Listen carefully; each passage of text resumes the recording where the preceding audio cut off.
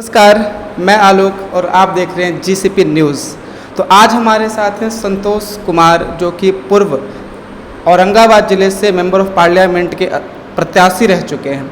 आइए हम उनसे बात करते हैं मगध की राजनीति के बारे में कुछ रोचक, कि वो किस तरीके से मगध की राजनीति को देखते हैं। तो सर, आप मगध की राजनीति के बहुत बड़े ज्ञाता माने जाते हैं, ऐसा लोगों को लगता है। अब लोगों को क्या लगता है आप ही बताएंगे, सही लगता है गलत लगता है। तो आप किस तरीके से यहाँ की राजनीति को देखते हैं, जो भी फिलहाल में यहाँ पे जो इलेक्शन होने वाले, चुनाव होने वाले हैं, यहाँ की राजनीति के बारे में आपका क्या ख्याल है? सबसे पहले जीसीपी न्यूज़ चैनल को बहुत बहुत बधाई। ऐसी कोई बात नहीं है कि मैं मगध का राजनीति का ज्ञाता हूँ। इस धरती पर एक इगारा कहा जाता है, और जहाँ तक मगध की राजनीति है तो निश्चित रूप से जब मैं आत्ममंथन करता हूँ तो आज के दिन में मगध की राजनीति विकृत हो गई है, और तमाम पार्टी अपने नीति और सिद्धांत की वजह से भटक चुका है, जिसका कारण है कि हम लोग तमाम मगध के जनता अपने प्रतिनिधि चुनते हैं और फिर 5 साल हम लोग अपने समस्या के समाधान के लिए ललायित रहते हैं। और इस वर्ष जो चुनाव हो रहा है, निश्चित रूप से हमें लगता है कि जो विकृत राजनीति हो रही है उसका आकार और स्वरूप कुछ बनेगा। तो आपको ऐसा लगता है कि यहाँ की जो विकृत राजनीति है, विकृत राजनीति से आपका क्या तात्पर्य है? मतलब क्या कहना चाहते हैं? विकृत राजनीति जो आपने शब्द कहा, इससे आपका क्या तात्पर्य रहा? राजनीति का मतलब होता है सेवा भावना, और तमाम पॉलिटिकल लोग एक पार्टी बनाता है, और पार्टी नहीं बनाता है, लेकिन फिर भी यदि वह पॉलिटिकल रहता है तो उसके पास नीति और सिद्धांत रहता है। आम जन के समस्याओं को समाधान के लिए आवाज़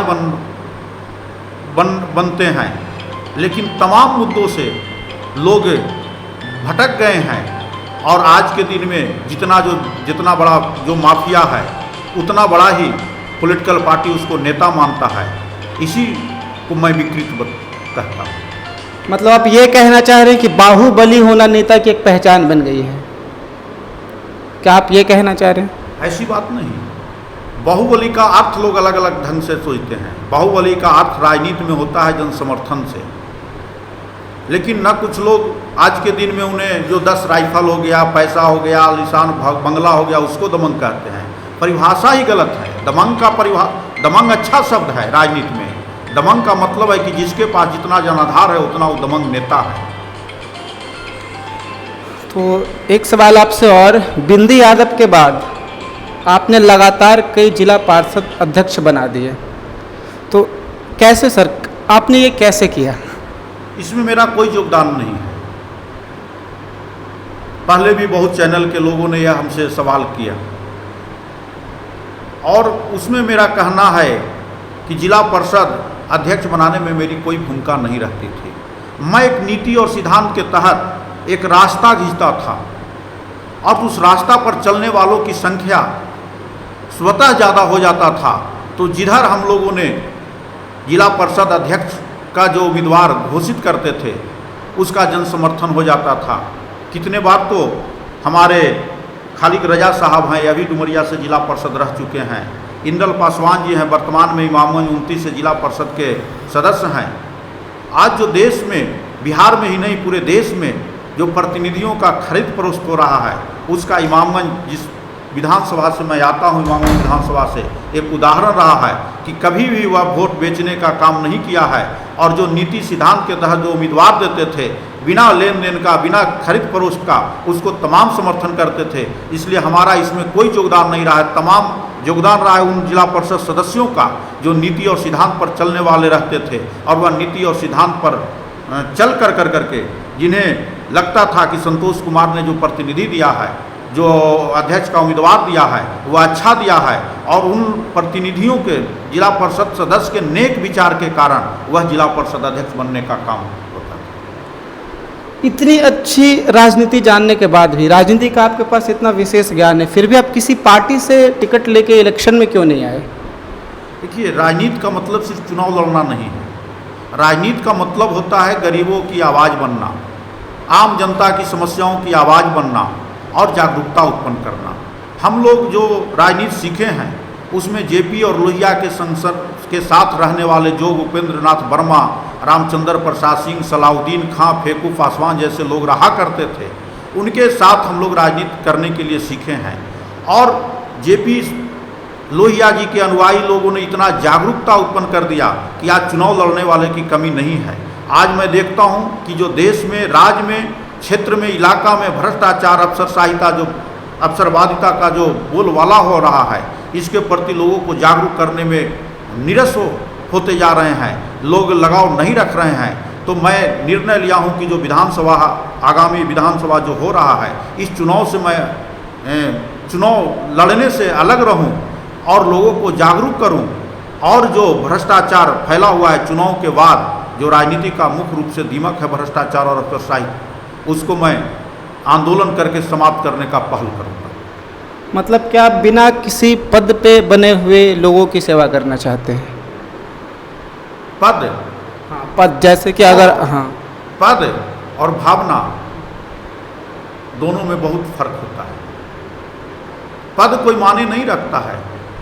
लोग एमपी सांसद होकर करके भी 5 साल ऐश करते हैं, लेकिन जिन्हें जनता की सेवा करने का शौक है, वह गांव के पगडंडियों पर, गांव में, देहात में, झोपड़ी में बैठ कर करके भी जनता की समस्या को सुनता है और अपने प्रखंड स्तर पर, जिला स्तर पर पदाधिकारियों के समक्ष उसका आवाज़ उठाता है। तो उसका भी एक अहम रोल होता है और आने वाले दिन में उसका भी कृति लोग जानते हैं। इसलिए पद कोई माने नहीं होता, एमपी विधायक कोई माने नहीं होता है। माने होता है कि जनता के समस्या का आप कितना आवाज़ बन रहे हैं। सर, आपके विचार बहुत उत्तम है सर। जिस तरीके से आपने कहा कि पद मायने नहीं रखता है। सर, अभी जो इलेक्शन हो रहे हैं यहाँ पे, तो यहाँ के उम्मीदवारों के लिए आपका कोई संदेश? मगध में 22 सीट है, 26 सीट हैं, सॉरी, और तमाम सीटों पर विभिन्न दलों के लोग उम्मीदवार हैं। लेकिन मैं बहुत खुश हूँ इस बार कि जो पार्टी अपना वर्चस्व चलाता था कि हम जिस पार्टी को उम्मीदवार बना दिए, लोग आंख मूंद के उसको वोट करें। यहाँ का जनता जान चुका है कि हम लोगों को वोट पार्टी अपने स्तर से किसी न किसी रूप से प्रभावित होकर करके और हमारे वोट को ब्लैकमेल करता है। हमें इस चुनाव में देखने को मिल रहा है कि पूरे मगध में लोग जाति और पार्टी से ऊपर उठकर अपने क्षेत्र के हित में, अपने समाज के हित में सोचकर और वोट करने के लिए निर्णय ले रहे हैं। सर, तो सर, जिस तरीके से आप कह रहे हैं कि जातिवाद को छोड़ के लोग अपना नेता चुनने का प्रयास कर रहे हैं, क्या ये प्रयास सफल रहेगा? निश्चित रूप से। बहादुरों कब किसका कौन एहसान लेता है, वही वो कर गुजारता है जो दिल में ठान लेता है। तो आज जो नौजवान हैं, जिसको बेरोजगार की समस्या है, वह समझ चुका है कि जो पॉलिटिशियन लोग हैं, जो राजनीति कर रहे हैं, वह सिर्फ जाति और पार्टी के नाम पर, धर्म और संप्रदाय के नाम पर हमारा वोट को विभक्त करना चाहते हैं। और नौजवानों में यह बुद्धि आ गई है कि हमें रोजगार चाहिए, हमें शांति चाहिए, हमें स्वभाव चाहिए, हमें शांति चाहिए। और देश एक धर्मनिरपेक्ष देश है और धर्मनिरपेक्ष देश में सभी धर्मों का सम्मान होता है। इसलिए अब जाति और धर्म के नाम पर मगध में तो कोई लड़ने वाला नहीं है। धीरे धीरे इसका खात्मा होते जा रहा है।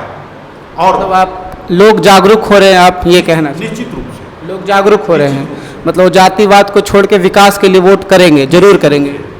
चूँकि लोग जानते हैं कि हम जो प्रतिनिधि चुन रहे हैं, हम देश के विकास के लिए चुन रहे हैं, हम किसी धर्म के विकास के लिए नहीं चुन रहे हैं। सर, बहुत बहुत धन्यवाद आपका। सर, आपने अपने उत्तम विचार हमारे चैनल के माध्यम से लोगों तक पहुंचाने का काम किया। फिर भी एक बार आपका अगर कोई संदेश हो हमारी जनता के लिए, हमारे चैनल के माध्यम से आप देना चाहते हो, तो आप दे सकते हैं। मैं मगध के लोगों को यही संदेश देना चाहता हूँ कि जिस तरह से तमाम पार्टी अपने अंदर में आंतरिक लोकतंत्र को खत्म कर डिक्टेटरशिप चला रहा है, उसको डिक्टेटरशिप चलाने से अपने विचार से रोकें कि आप जो हमें माथा पर थोप दीजिएगा वह हम मानेंगे नहीं।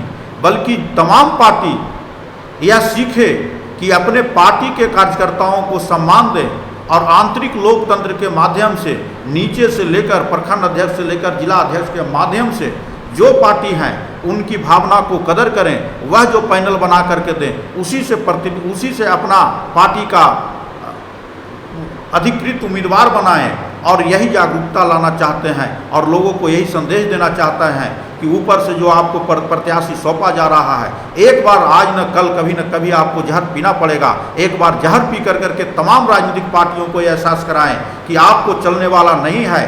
हम आंतरिक लोकतंत्र के माध्यम से जो तमाम पार्टी के किसी भी भिन्न पार्टी के जो कार्यकर्ता गांव स्तर तक जो लगे हुए हैं उनकी भावना का कदर प्रखंड करे, प्रखंड के भावना का कदर जिला करे और जिला का भावना का कदर प्रदेश करे और उसके बाद राष्ट्रीय कमेटी में निर्णय हो।